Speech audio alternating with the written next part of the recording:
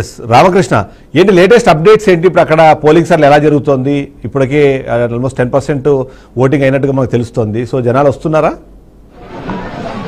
Polling సరళి అంతా కూడా ప్రశాంతంగానే ఉంది. ఇప్పుడు కాంగ్రెస్ అభ్యర్థి నవీన్ యాదవ్ ఫాదర్ ఉన్నారు. సార్, ఓటింగ్ సరళి ఎంత ఓవరాల్గా ఎట్లా ఉంది సార్? బాగుంది. ఓటింగ్ బాగు. ఎంత పర్సెంటేజ్ అయ్యే అవకాశం ఉంది? మంచి పర్సెంటేజ్ పోలీసుకి వెళ్ళడం పెరుగుతుందా? యూత్ అంతా కూడా యూత్ అంతా బాగా ఉత్సాహంగా ఉంది.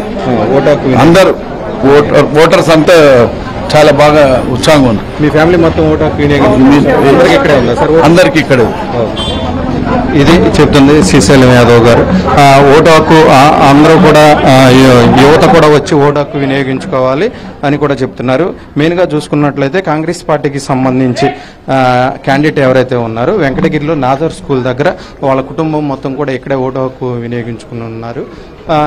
దీనిలో భాగంగానే మనం ఇప్పుడు చూసుకోవచ్చు. నవీన్ యాదవ్ వచ్చి ఓటు హక్కు వినియోగించుకుని బయలుదేరి రిటర్న్ వెళ్ళి మొత్తం బూతులన్నీ కూడా పర్యవేక్షించున్నారు. మెయిన్గా చూసుకున్నట్లయితే నవీన్ యాదవ్ ఇప్పుడు మాట్లాడాల్సి ఉంది.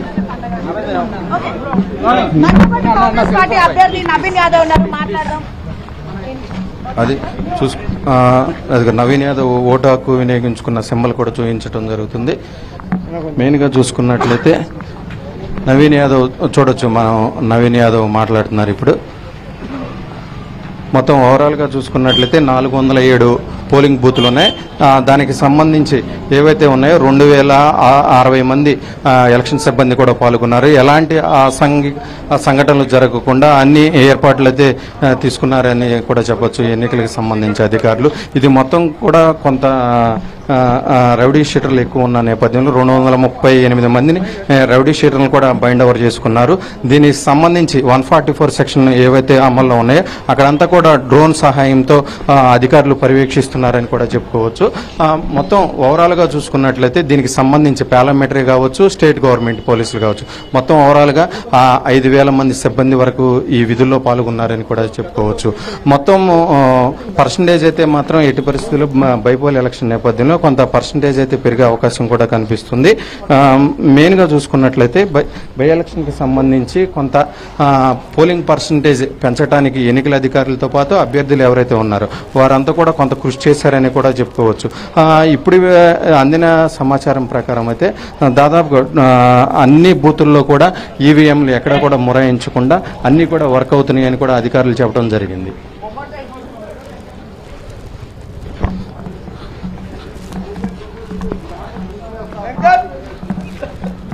ఇప్పుడు वेंकटगिरी पूरा सुल्तान नगर फिर शेखपेट हो रहा है. యూత్ చాలా మంది పోలింగ్ యూత్ అనేది హీరోస్ వర్షిస్తూ ఉంటారు. వెంకటగిరి వీళ్ళంతా యూత్ అండి. ఎక్కువ ఉంటుంది ఏదో చెప్తాడు కానీ ఎన్ని రోజులు ఫేక్ న్యూస్ ఫేక్ సర్వేలు అయిపోయినాయి. ఫేక్ న్యూస్ ఫేక్ సర్వేలు అయిపోయినాయి. ఇప్పుడు యూత్ రావట్లే మా అది చూసినటువంటి వాళ్ళు ఇంకా యూత్ అరే అప్నే को बोल रहा चलो.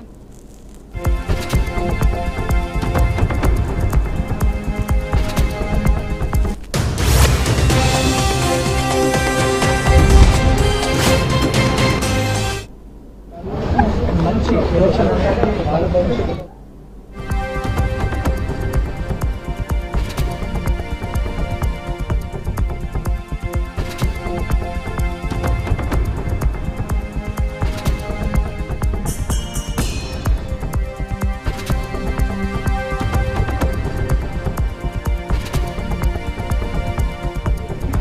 ఓటు వేయాలని చెప్పి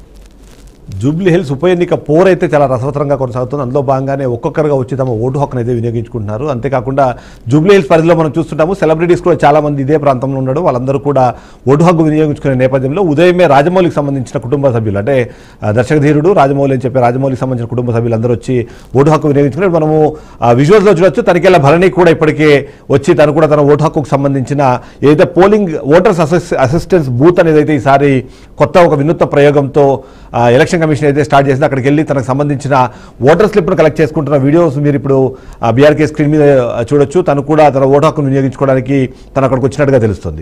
ఓవరాల్గా చూస్తే మాత్రం జూబ్లీ ఎన్నికలకు సంబంధించి ఈసారి పోలింగ్ శాతాన్ని పెంచేందుకు ప్రయత్నాలు అయితే ముమ్మరంగానే కొనసాగుతున్నాయి. అయినా సరే ఇప్పటి వరకు ఉదయం 2 గంటల సమయం దాటిన తర్వాత కూడా మనం చూస్తే కేవలం 10% మాత్రమే ఓటింగ్ పరిస్థితి ఉంటుంది. చాలా వాటిల్లో 100ను కూడా దాటకుండానే ఓటర్లు వచ్చి తమ ఓటు హక్కును వినియోగించినట్టుగా ఏదైతే మనకి ఇప్పుడు అందుతున్న రిపోర్ట్స్ ప్రకారం మనకు కనిపిస్తుంది. దాని ప్రకారం చూస్తే ఎవరైతే ఉద్యోగాలకు వెళ్లే వాళ్ళు ఉన్నారో లేదా పనుల మీద వెళ్లే వాళ్ళు ఉన్నారో వాళ్ళు మాత్రం ఓట్లు వేసి వెళ్ళిపోయినట్టుగానే అందరూ భావిస్తున్నారు. సో ఈవినింగ్ వరకు కనీసం 55% నుంచి 65% పోలింగ్ నమోదయ్యేందుకు అవసరమైన చర్యలు చేపట్టినట్టుగా మనకు కనిపిస్తుంది. అదేవిధంగా మనకి మరొక ఎక్స్క్లూజివ్ విజువల్ కూడా మనకు కనిపిస్తోంది. ఏదైతే గెలుపుకు ఎట్టి పరిస్థితుల్లోనూ అవకాశాన్ని క్రియేట్ చేసుకోవాలనే ఆలోచనతో కొద్దిమంది నాయకులు పోలింగ్ స్టేషన్ల దగ్గరలోనే ఎక్కడైతే ఓటర్ స్లిప్లు పంచుతారో అక్కడనే డబ్బులు పంచుతున్నట్టుగా అనుమానం వ్యక్తం చేస్తూ కొన్ని వీడియోస్ కూడా మనకు అందాయి. దానికి సంబంధించిన వ్యక్తులు ఎవరు ఆ డబ్బుల్ని పంచుతున్న విషయానికి సంబంధించిన సమాచారం అయితే మనకు అందాల్సి ఉంది. బట్ అయితే మన స్క్రీన్ మీద మనకి చాలా క్లియర్గా కనిపిస్తుంది. నాయకులు అక్కడ ఉన్నారు,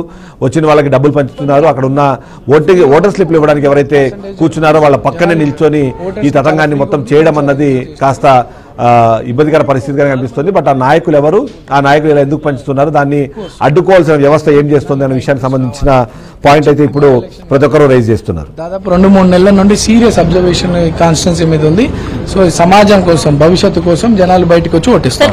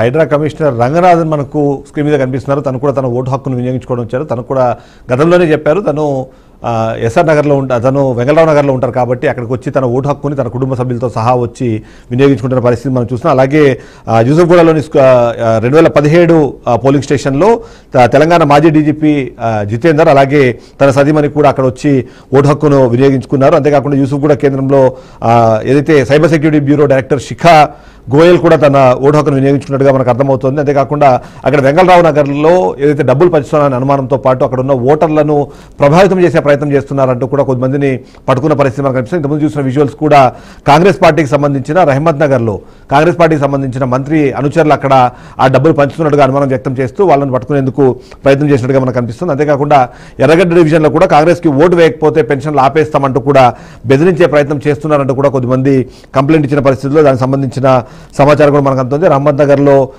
మంత్రి అనుచరులే అక్కడ డబ్బులు పంచే ప్రయత్నం చేస్తున్నారు, అయినా సరే పట్టించుకోవట్లేదు అంటూ కూడా బీఆర్ఎస్ పార్టీకి సంబంధించిన నాయకులు ఆరోపిస్తున్న మనకు పరిస్థితి కనిపిస్తుంది. సో ఇప్పుడు స్క్రీన్ మీద అయితే మనకు రెండు విజువల్స్ మనకు కనిపిస్తున్నాయి. మొదటిది అక్కడ జరుగుతున్న చెదురుమదురు ఘటనలు, వాళ్ళని పట్టుకునేందుకు పరిగెత్తున్న కార్యకర్తలకు సంబంధించిన వార్త విజువల్ కనిపిస్తుంది. అదే సందర్భంలో హైడ్రా కమిషనర్ రంగనాథ్ తన ఓటు హక్కు వినియోగించుకోవడానికి తన సతీమణితో కలిపి వచ్చిన విజువల్ కూడా మనకు స్క్రీన్ మీద కనిపిస్తుంది.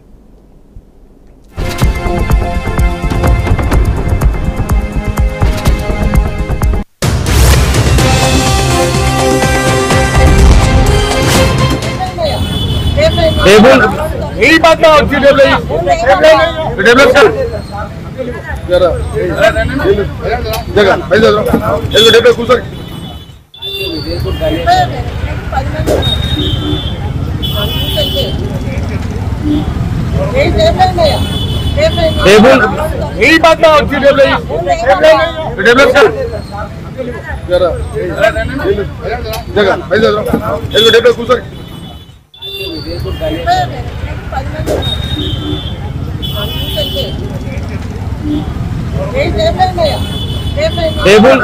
यही बात ना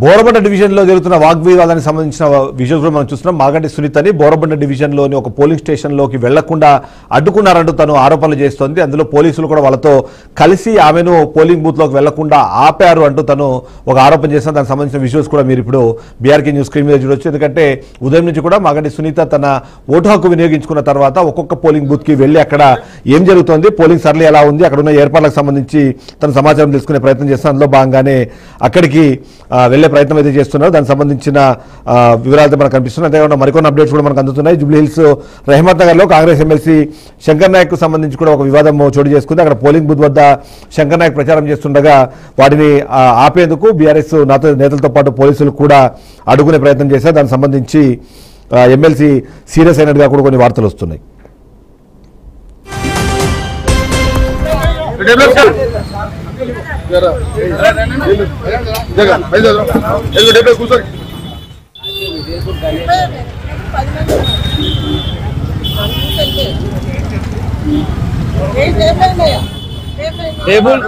यही बात ना